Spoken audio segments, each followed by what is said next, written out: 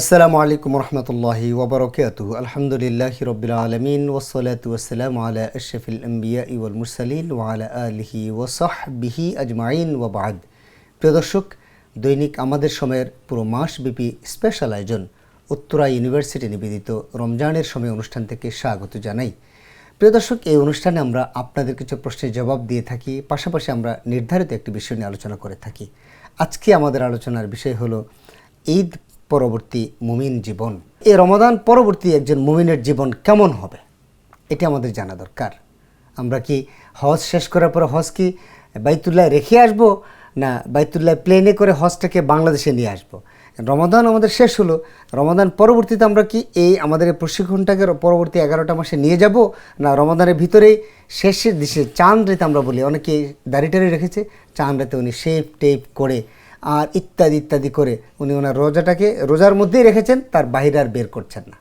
একজন ইমানদারকে তাই করতে পারে কিনা, এই বিষয়ে আলোচনা করার জন্য আমরা স্টুডিওতে আমন্ত্রণ জানিয়েছি ঐতিহ্যবাহী উত্তরবাড্ডা ইসলামিয়া কামিল মাদ্রাসার সম্মানিত প্রিন্সিপাল, বিশিষ্ট মিডিয়া ব্যক্তিত্ব, লেখক, গবেষক ও কলামিস্ট, আমাদের প্রিয় ভাজন ব্যক্তি ডক্টর আনোয়ার হুসাইন মোল্লা। আসসালামু আলাইকুম ওরহমতুল্লাহি ওবরাকাতুহু। ওয়ালাইকুম আসসালাম রহমতুল্লাহ। ভালো আছেন নিশ্চয়ই? আলহামদুলিল্লাহ, আল্লাহর মেহরবানি, আল্লাহ অনেক ভালো রেখেছেন। আপনি ভালো আছেন? আলহামদুলিল্লাহ, আল্লাহ ভালো রেখেছেন আলহামদুলিল্লাহ। আপনার কাছে আজকে আমাদের যে বিষয়টি আমরা আলোচনা করতে চাই, ঈদ পরবর্তী মুমিন জীবন। আমাদের এই ঈদ উল ফিতর তো যাচ্ছে, দীর্ঘ একটি মাস সিয়াম সাধনার পরে, প্রশিক্ষণ পরে পরবর্তী জীবনটা আমাদের কীভাবে কাটবে, কেমন কাটা উচিত বলে আপনি মনে করছেন? ধন্যবাদ। আলহামদুলিল্লাহ, ওয়াসসালাতু ওয়াসসালামু আলা রাসূলিল্লাহ ওয়া আলা আলিহি ওয়া সাহবিহি আজমাইন, আম্মা বাদ। আমরা যদি মূল বিষয়টাকে একটু তলিয়ে দেখি, তাহলে আমরা এই কথা বলে থাকি যে রমজান মাস হলো প্রশিক্ষণের মাস, তাকওয়ার প্রশিক্ষণ দেয়া হয় এই রমজান মাসে। আমরা জানি যে যে কোনো প্রফেশনাল প্রশিক্ষণ আমরা যখন দেই অথবা প্রশিক্ষণ নেই, প্রশিক্ষণ ম্যানুয়াল যখন তৈরি করা হয়, তখন ফিল্ড লেভেলে তার কাছ থেকে রিকোয়ারমেন্ট যতটুকু থাকে, প্রশিক্ষণ দেওয়ার সময় তার চেয়ে একটু বাড়িয়ে প্রশিক্ষণ দেওয়া হয়। প্রশিক্ষণ ম্যানুয়ালে তার চেয়ে একটু বেশি, মনে করেন 12 ডিগ্রি যদি তাকে ফিল্ডে কাজ করতে হয়, প্রশিক্ষণ অন্তত 16 ডিগ্রি বা 18 ডিগ্রি পর্যন্ত প্রশিক্ষণ দেওয়ানো হয়। এই কারণে যে প্রশিক্ষণের কিছু অংশ যদি ছুটেও যায়, তাহলে মিনিমাম রিকোয়ারমেন্ট যতটুকু আছে তার চেয়ে সেটা যেন ফিল আপ হয়। এই জন্য প্রশিক্ষণটা বাড়িয়ে দেওয়া হয়। রমজান মাসেও আল্লাহ রাব্বুল আলামিন এই বান্দাদের তাকওয়ার প্রশিক্ষণ দেওয়ার জন্যে ম্যানুয়াল তৈরি করার সময় এই জিনিসটা করেছেন। বান্দার বাকি 11 মাসের রিকোয়ারমেন্ট হলো, 11 মাস না, পুরো 12 মাসের রিকোয়ারমেন্ট হলো বান্দা আল্লাহর যত নিষিদ্ধ বিষয়গুলো রয়েছে, নিষিদ্ধ বস্তুগুলো রয়েছে, নিষিদ্ধ কথা এবং নিষিদ্ধ কাজগুলো সে বর্জন করে চলবে। এইটার উপরে সে মানে বাকি 11 মাস এটার উপরে সে অটল থাকবে। এটার প্রশিক্ষণ দেওয়ার জন্য রমজান মাসে নিষিদ্ধ বিষয়গুলো বর্জন করার, অর্থাৎ হারাম জিনিসগুলো বর্জন করার পাশাপাশি 3টা মৌলিক এবং অতি প্রয়োজনীয় হালালকে বর্জনের তালিকায় নিয়ে আসা হলো।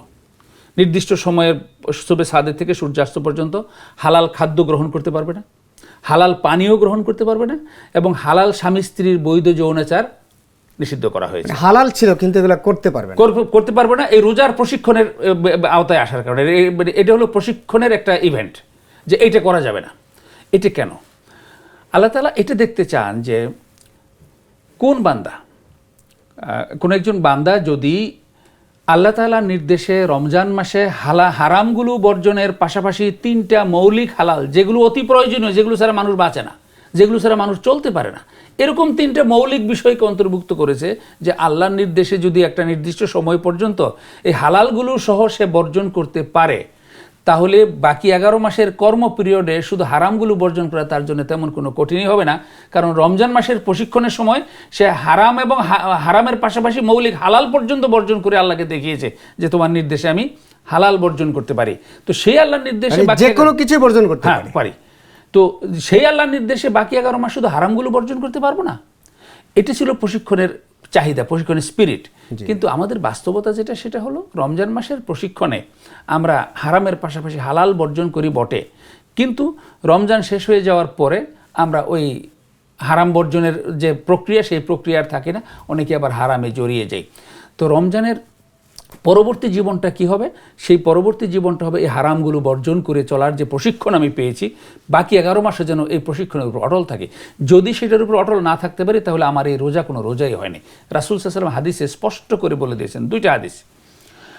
একটাতে বলেছেন মান লাম ইয়াদা কাউলা যুরি ওয়াল আমালা বিহি ফালাইসা লিল্লাহি হাজা ফি আন ইয়াদা তাআমাহু ওয়া শারাবা।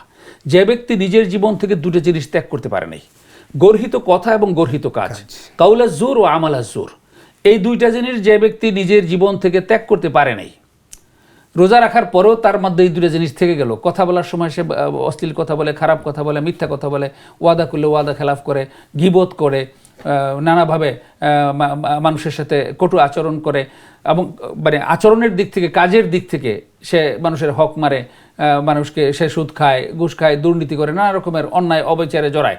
অর্থাৎ কথা এবং কাজের মাধ্যমে হলো মানুষের জীবন। তো নাহক কথা এবং নাহক কাজ, গর্হিত কথা এবং গর্হিত কাজ সে ত্যাগ করতে পারলো না। যদি জীবনটা এরকম হয়, তাহলে মাহে রমাদানে যে আল্লাহর নির্দেশে হালালগুলো বর্জন করার যে প্রশিক্ষণটা, যে খানাপিনা বর্জন করেছে, আল্লাহ তাআলা বলেন নিজের জীবন থেকে যদি গর্হিত কথা আর গর্হিত কাজ ত্যাগ করতে না পেরে থাকে, তাহলে ফালাইসা লিল্লাহি হাজা ফি আন ইয়াদা তাআমাহু ওয়া শারাবা, সেই ব্যক্তি রোজা পালনার্থে খানাপিনা বর্জন করাতে আল্লাহর কোনো প্রয়োজন নেই। খানাপিনা বর্জন করলো কি করলো না, আল্লাহর তাতে কিছুই যায় আসে না। তাহলে সে যে রোজা মানে রোজা রাখলো, খানাপিনা বর্জন করলো, তো এই রোজা কি হবে? আল্লাহ রাসূল বলেন না, কি হবে আবার? কাম মিন সাইম লাইসা মিন সাওমিহি ইল্লা জামা, এরকম বহু রোজাদার রয়েছে যারা রোজার বিনিময়ে নিজেকে শুধু ক্ষুধা তৃষ্ণায় কষ্ট দেওয়া ছাড়া আর কিছুই পায় না। তো আমরা যদি বাকি 11 মাস অর্থাৎ রমজান পরবর্তী, ঈদ পরবর্তী সেই সময়ে যদি আমরা এই সিয়ামের যে প্রশিক্ষণ আমরা নিয়েছি, তাকওয়ার যে স্পিরিট আমরা ধারণ করেছি, এই স্পিরিট আমরা ধরে রাখতে না পারি, আল্লাহর নিষিদ্ধ বিষয়গুলো বর্জন করতে না পারি কথা এবং কাজে, তাহলে এই যে আমরা সিয়াম নিলাম, আমরা সিয়াম পালন করলাম, এই সিয়ামটা অর্থবহ সিয়াম হলো না। আমার সিয়াম প্রকৃত সিয়াম হলো কিনা এটা মাপার জন্য এটা বিএসটিআইতে পাঠাইলে তারা রিপোর্ট দিতে পারবে না, বুয়েটে পাঠাইলে রিপোর্ট দিতে পারবো না। এইটার স্ট্যান্ডার্ডটা হলো যে এই সিয়ামের মাধ্যমে আমি নিষিদ্ধ বিষয়গুলো বর্জন করতে পারলাম কি পারলাম না। যদি জীবন থেকে নিষিদ্ধ বিষয়গুলো বর্জন করতে পারি আমি, তাহলে আমার সিয়াম প্রকৃত সিয়াম হয়েছে। আর যদি বর্জন করতে না পারি, তাহলে আমার সিয়াম প্রকৃত সিয়াম হয়নি।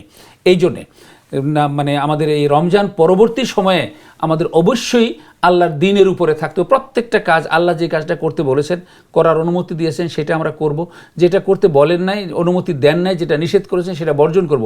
এই স্ট্যান্ডার্ড মেনে যদি আমি চলতে পারি, তাহলে আমাদের জীবন মানে সুন্দর হবে এবং এই রমজানের এই প্রশিক্ষণটা আমাদের জন্য সার্থক হবে।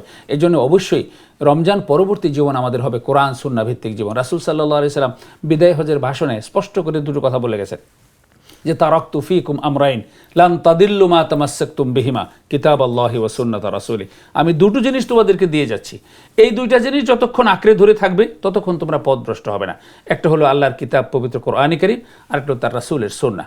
তো এই জন্য আমাদের অবশ্যই রমজান শেষ হয়ে যাওয়ার পরপরই আমাদের সব আমল যদি বন্ধ হয়ে যায়, আমরা আর নামাজ দরকার নাই, আমাদের আর রোজা দরকার নাই, আমাদের সত্য কথা বলা দরকার নাই, আমরা মাপে মানে ভেজাল করার সুযোগ আছে, প্রতারণা করার সুযোগ আছে, এগুলোতে যদি আমরা জড়িয়ে পড়ি, তাহলে এই রোজার যে প্রশিক্ষণ, রমজানের যে প্রশিক্ষণ, এটা আমাদের হলো না।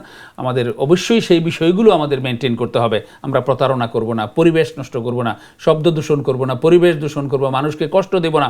আমরা আমাদের জীবনটাকে কোরআন সুন্নাহর আলোকে গঠন করব, পরের হক আদায় করব, কারো হক নষ্ট করব না, ফরজ আমল, ফরজ যেগুলো আল্লাহ নির্ধারণ করে দিয়েছেন সেই ফরজগুলো যথাযথভাবে আদায় করব, এবং অন্যান্য যে সকল কাজেই কোরআন এবং সুন্নাহর আলোকে আমরা কাজ করার চেষ্টা করব। সেইভাবে যদি আমরা বাকি 11 মাস কাটাতে পারি, তাহলে এই সিয়ামের প্রশিক্ষণগুলো সার্থক হবে এবং পরবর্তীতে কিছু ঘাটতি চলে আসলে আল্লাহ আবার আগামী বছর আবার প্রশিক্ষণ দিয়ে সেটা পূরণ করে দেওয়ার ব্যবস্থা তিনি করে দেবেন।